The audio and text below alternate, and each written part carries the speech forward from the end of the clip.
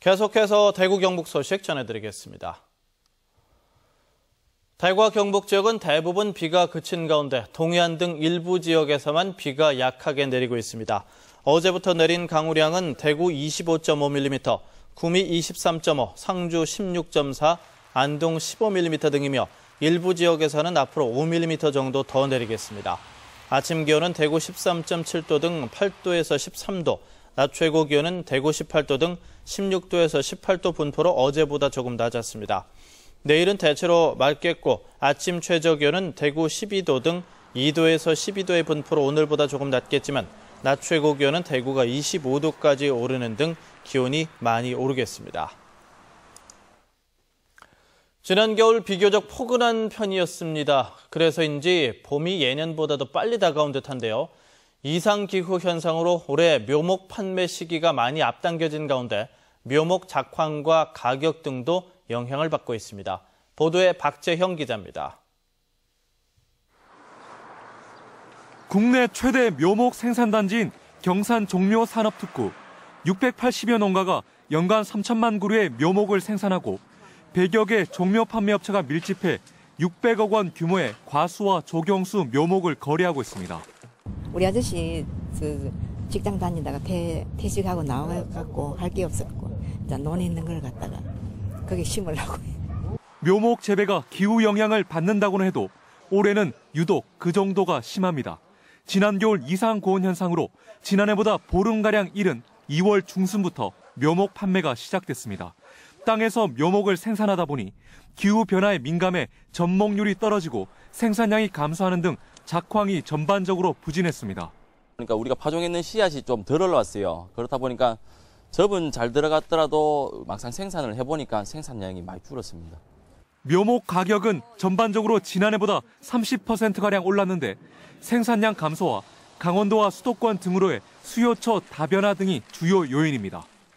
노지 재배를 노지 씨앗을 뿌리게 되면 이상 기온이니까 씨앗 발효율이 저조하고 그다음에 두 번째는 접목을 해놓으면 접목이 또 율이 낮아집니다. 그 원인도 여기 같이 포함이 됐어요, 사실상. 겨울철 이상 고온 현상으로 인해 해마다 3월에 묘목 거래가 대부분 마무리되고 있어 식목일에 나무 심는다는 말은 이제 옛말이 됐습니다. MBC 뉴스 박재영입니다. 어자원이 갈수록 줄어드는 상황에서 어떻게 하면 동해안 어민의 소득을 늘릴 수 있을까요? 수산과학원은 양식 비중을 늘리지 않으면 방법이 없다는 진단과 함께 양식 유망 품종을 제시했습니다. 이규설 기자입니다. 평균 수심 1648m, 깊고 파도가 거센 동해 바다는 서남해에 비해 양식에 불리합니다. 그래서 양식 어종은 넙치류와 전복, 미역 등이 전부이고 생산량은 15,400톤으로 전국 수산물 양식의 고작 1%에 불과합니다. 하지만 어자원 고갈로 어획구는 해마다 줄어드는 상황.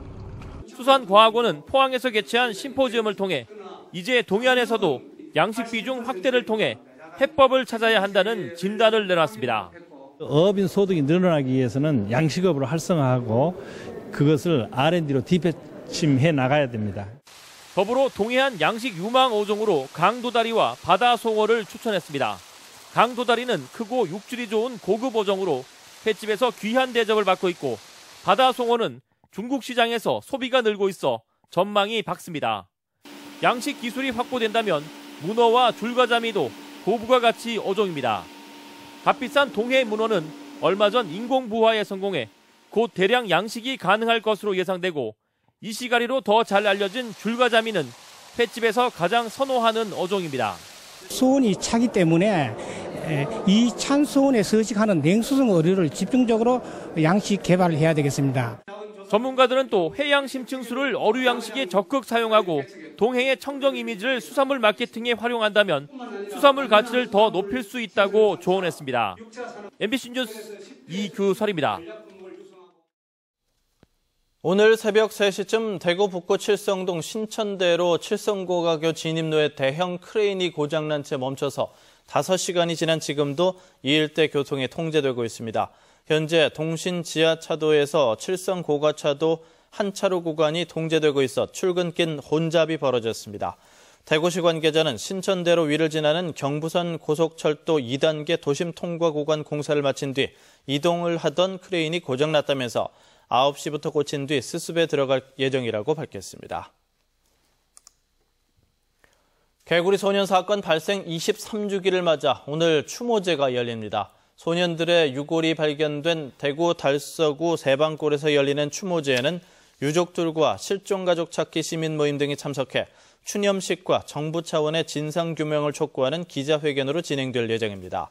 개구리 소년 사건은 지난 1991년 대구 성서초등학교 학생 5명이 도롱뇽 알을 줍기 위해 집을 나섰다 실종된 뒤 11년 만인 지난 2002년 유골로 발견돼 살인사건으로 결론났지만 아직 범인을 잡지 못한 영구 미제 사건입니다. 대구 제조업 경기가 오랜만에 기지개를 켜고 있습니다. 대구 상공회의소에 따르면 올해 2, 4분기 제조업 경기 전망지수는 103으로 지난 2011년 3, 4분기 때 105를 기록한 이후 계속 기준치 100을 밑돌다 오랜만에 회복됐습니다. 건설업 경기 전망지수는 79로 기준치를 밑돌았지만 지난 분기 63에 비해서는 16포인트가 올랐습니다. 업체들에게 정부에게 바라는 정책이 무엇인지 물었더니 경기 활성화라는 응답이 전체 45%, 원자재 가격 안정 21.9%, 자금난 해소 지원 17.8%로 나타났습니다. MBC 생활뉴스를 마칩니다. 고맙습니다.